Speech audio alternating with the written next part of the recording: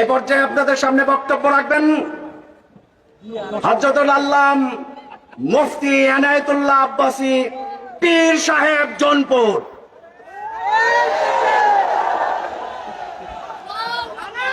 আলহামদুলিল্লাহি রাব্বিল আলামিন والصلاة والسلام على محمد صلى الله عليه وسلم نبي الأنبياء والمرسلين الذي أكمل الله به قصر النبوة أي ختم الله به النبوة وحكم لا نبي بعده وأعلن في القرآن بالبرهان أن محمدا صلى الله عليه وسلم خاتم النبيين والمرسلين قبل 1500 سنة أما بعد সম্মানিত সভাপতি, ছাত্র জনতা, তৌহিদি জনতা, আপনাদের সকলকে ধন্যবাদ।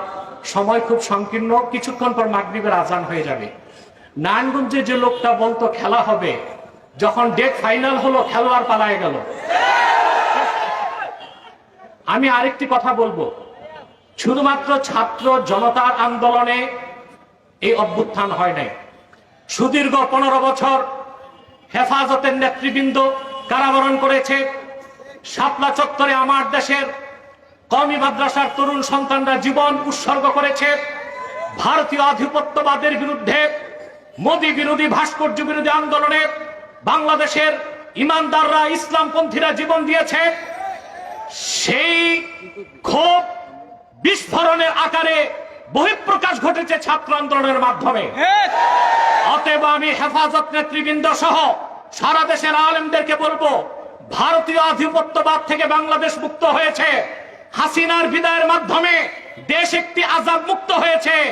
মার্কিন আগ্রাসনের আযাব যেন বাংলাদেশে না আসে। ইউনূস সাহেবকে বলে দিচ্ছি, আলেম ওলামা পীর মাশায়েখদের সিদ্ধান্তের বাইরে যুক্তরাষ্ট্রের কোন এজেন্ডা বাংলাদেশে বাস্তবায়ন করতে দেওয়া হবে না। সেজন্য প্রয়োজনে আরেকবার বাংলাদেশের মুসলমান রক্ত দিতে বাধ্য হবে। ওয়া আখির দাওয়ানা আনিল হামদুলিল্লাহি রাব্বিল আলামিন ওয়াসসালামু আলাইকুম ওয়া রাহমাতুল্লাহ।